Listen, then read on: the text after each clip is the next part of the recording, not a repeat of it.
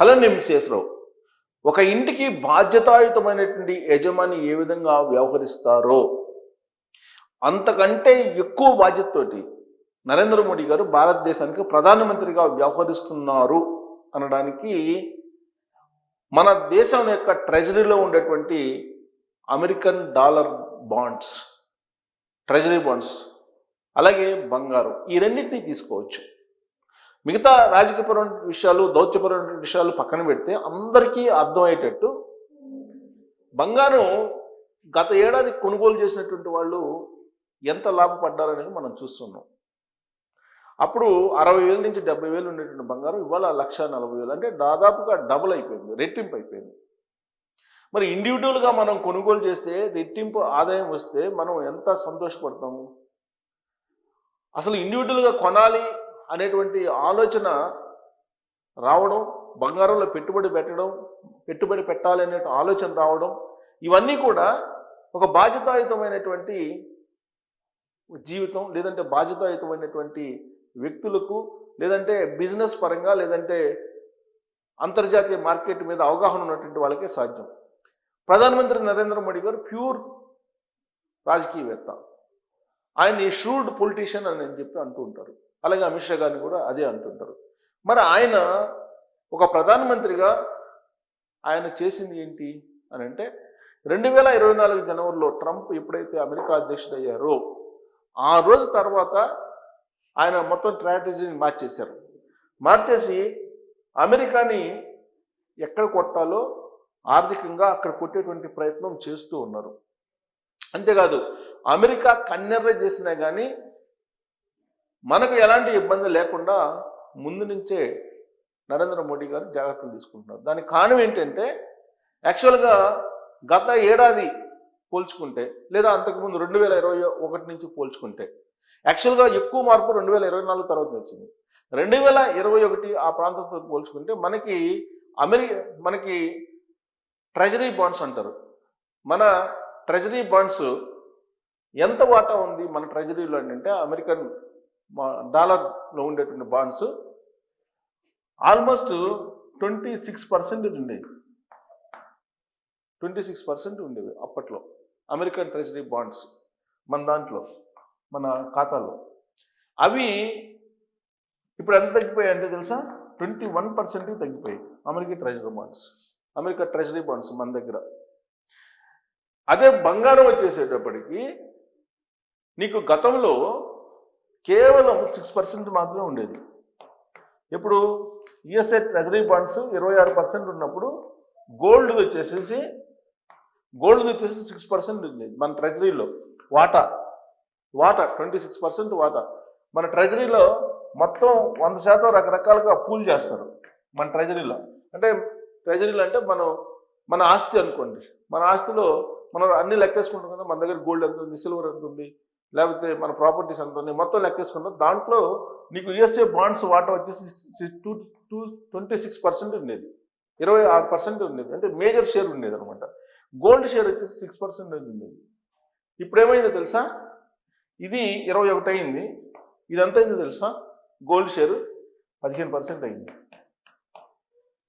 15% అయింది ఈ షేరు. ఇప్పుడు మన ట్రెజరీని లెక్కేసుకుంటే అమెరికన్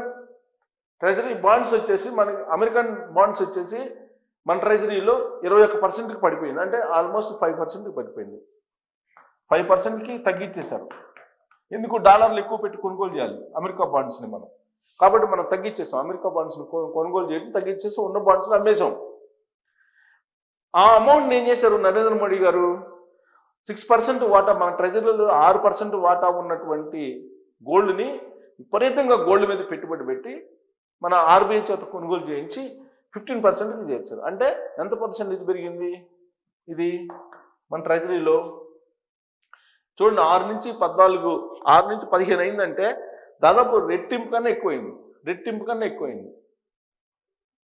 అంటే ఇప్పుడు చూస్తే దాదాపు 9% పెంచారు, 9% పెంచారు. 9% పెరిగింది మన బంగారం నిల్వలు, 9% పెంచారు. కొన్ని వందల టన్నులు ఇప్పుడు భారత ట్రెజరీలో ఉంది ఆర్బీఐ దగ్గర బంగారం. దానికి కారణం ఎందుకు పెంచారంటే ముందు చూపుగా 2024లో ట్రంప్ అధ్యక్షుడు కాగానే నరేంద్ర మోదీ గారు జాగ్రత్త పడ్డారు. మోడీ గారు పడినటువంటి జాగ్రత్త ఇవాళ భారత ఆర్థిక వ్యవస్థని బ్యాలెన్స్గా ఉంచగలుగుతుంది. లేదంటే అమెరికా అధ్యక్షుడు ట్రంప్ రోజుకు ఒక రకంగా ప్రకటించేటువంటి టారిఫ్లు కానీ, లేదంటే రోజుకు ఒక విధంగా వ్యవహరించేటువంటి ఈ వాణిజ్య యుద్ధాన్ని కానీ, వీటన్నింటినీ తట్టుకొని భారతదేశం నిలబడగలుగుతుంది అని అంటే ప్రధానమంత్రి నరేంద్ర మోడీ గారు ముందు చూపుతో ఆయన తీసుకున్నటువంటి నిర్ణయము అనేది కొంతమంది ఆర్థికవేత్తలు భావిస్తూ ఉన్నారు. కారణం ఏంటంటే ప్రపంచం మొత్తం కూడా అనిశ్చిత పరిస్థితి ఉంది. ఆ అనిశ్చిత పరిస్థితుల్లో భవిష్యత్తుని ఊహించారు నరేంద్ర మోడీ గారి గవర్నమెంట్, కేంద్ర ప్రభుత్వం ఊహించి గోల్డ్ నిల్వలను పెంచుకోవడం అనేది ఇప్పుడు మన ప్రాపర్టీని, ఇదంతా మన భారత ట్రెజరీ అని అంటే అంతా మన ప్రాపర్టీ, మనకు సంబంధించిన ప్రాపర్టీ. బహుశా మన చేతుల్లో మనకు కనిపించకపోవచ్చు, కానీ ఇటు భారత ట్రెజరీ అని అంటే అదంతా మన ప్రాపర్టీ. దాంట్లో గోల్డ్ ఉన్నా, సిల్వర్ ఉన్నా, లేదంటే అమెరికన్ బాండ్స్ ఉన్నా, ఏమున్నా కానీ అవన్నీ మన ప్రాపర్టీ. మన భారతదేశం ఎంత సంపద ఉంటే అంత సంపద మనకు కూడా ఉన్నట్టు మనం భావించాలి.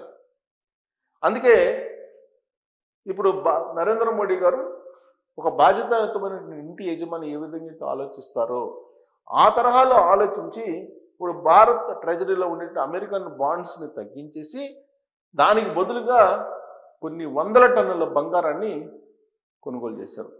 ఈ కారణంతో నరేంద్ర మోడీ గారు ఏ విధంగా దేశాన్ని కాపాడుతున్నారు అనేది ఇప్పుడు బీజేపీ వాళ్ళు చెప్తున్నారు. అయితే ట్రంప్ మాత్రం భారతదేశాన్ని కట్టడి చేసే ప్రయత్నం, భారతదేశం మీద ఆంక్షలు పెట్టే ప్రయత్నం చేస్తూ ఉన్నారు. ఇన్ని చేసినప్పటికీ కూడా భారతదేశం యొక్క ఆర్థిక వ్యవస్థని చిన్నాభిన్నం చెయ్యలేము అనేటువంటి విషయం అమెరికాకి తెలుసు, ట్రంప్ కూడా తెలుసు. దానికి కారణం ఏంటంటే ప్రధానమంత్రి నరేంద్ర మోడీ గారు చాలా తెలివైనటువంటి వ్యాపారి అని చెప్పేసి ట్రంప్ అన్నప్పుడే ఇదంతా జరిగి ఉంటుంది. ఇదంతా గమనించిన తర్వాతనే నరేంద్ర మోడీ గారి గురించి మంచి వ్యాపారి అని చెప్పి ట్రంప్ వ్యాఖ్యానించారు. తెలివైనటువంటి వ్యాపారి అని చెప్పారు. టారిఫ్లు విధించినప్పుడు కూడా చాలా చాకచక్యంగా వ్యవహరించారు నరేంద్ర మోడీ గారు. అందుకే ట్రంప్కి నరేంద్ర మోడీ గారి యొక్క వాలకం మింగుడు పట్టలేదు. ఎక్కడైనా సరే బావా వంగతాటుగారు మాత్రం కాదన్నట్టుగా ట్రంప్ని ఎక్కడ ఎలా ఉంచాలో, ఎక్కడ ఎలా మాట్లాడారు ట్రంప్ తోటి నరేంద్ర మోడీ గారికి బాగా తెలుసు. బహుశా అందుకే నరేంద్ర మోడీ గారు నా స్నేహితుడు అయినప్పటికీ నన్ను సంతోషపెట్టడం లేదు, ఇలాంటి డైలాగులన్నీ కూడా వేస్తూ ఉన్నారు ట్రంప్. బట్ నరేంద్ర మోడీ గారు చేసినటువంటి ఈ పని భారత సంపదను పెంచింది. సో భారత్ అనేది డెడ్ ఎకానమీ కాదు, భారత్ది చాలా స్ట్రాంగ్ ఎకానమీ అనేది నరేంద్ర మోడీ గారు చేసినటువంటి ఈ గోల్డ్ కొనుగోలు చేయటం అనేటువంటి ప్రక్రియ ఇప్పుడు ప్రపంచం మొత్తం భారతదేశం వైపు చూసేలాగా చేసింది. అంతేకాదు ట్రంప్ని ఒక్క దెబ్బకి ఆయన యొక్క ప్రతిష్టను దిగజార్చేలాగా, ఆయన యొక్క ఆర్థిక పరిస్థితిని దిగజార్చేలాగా, అమెరికా యొక్క ఆర్థిక పరిస్థితిని చిన్నాభిన్నం లేదంటే అలజడి సృష్టించేలాగా తీసుకున్నటువంటి నిర్ణయం మరొకటి ఉంది. డీడాలరైజేషన్. బ్రిక్స్లో ఉండేటువంటి దేశాలన్నీ కూడా పక్కకి వెళ్ళిపోవాలని చెప్పి ఆదేశాలు జారీ చేస్తే ట్రంప్ ఒక్క దేశం కూడా వెళ్ళాలి. పైగా డీడాలరైజేషన్ వైపు ఇప్పుడు మొగ్గు చూపుతూ ఉన్నాయి అనేక దేశాలు. అమెరికా డాలర్ కాకుండా అమెరికేతర డాలర్ వాణిజ్యం జరగాలి అని చెప్పి ఇప్పుడు నిర్ణయం తీసుకుంటున్నాయి. కారణం ట్రంప్ వ్యవహరిస్తున్నటువంటి తీరు. ఇప్పుడు కనుక యూరోపియన్ కంట్రీస్ బ్రిక్స్ తరహా నిర్ణయం తీసుకుంటే అమెరికా కొలాప్స్, అమెరికా కుప్పగొలటమే, మళ్ళీ లేసే పరిస్థితి కూడా ఉండదు. అలాంటి దెబ్బని కొట్టబోతూ ఉన్నారు నరేంద్ర మోడీ గారు. ఆయనకి రష్యా అధ్యక్షుడు పుతిన్, చైనా అధ్యక్షుడు జిన్పింగ్ ఇద్దరూ సపోర్ట్ చేస్తున్నారు. అందుకే ఈ మూడు దేశాలు ఒకటి అయ్యేటువంటి సంకేతాలు ఉండబట్టే ట్రంప్ వణికిపోతూ ఉన్నారు. అందుకే చైనాని భారతదేశాన్ని వేరుగా చూడాలి, చైనా భారతదేశం మధ్య అంతరాన్ని పెంచాలనే ప్రయత్నం కూడా అమెరికా చేస్తూ ఉంది. కానీ పుతిన్ మాత్రం వాళ్ళిద్దరిని కలిపి ఉంచేలా ప్రయత్నం చేస్తూ ఉన్నారు. సో పుతిన్, అలాగే మోడీ, జిన్పింగ్, వీళ్ళ ముగ్గురు ట్రంప్ని ఖచ్చితంగా టార్గెట్ చేశారు. డీడాలరైజేషన్ అనేది సక్సెస్ అయితే అమెరికాని ఇక మరిచిపోవటమే, అమెరికా కుప్పకూలటమే అనేది ఇప్పుడు అంతర్జాతీయంగా వినిపిస్తుంది. మరి అది సాధ్యం అవుతుందా అనే దాని మీద మీరు కామెంట్ చేయొచ్చు. Thank you.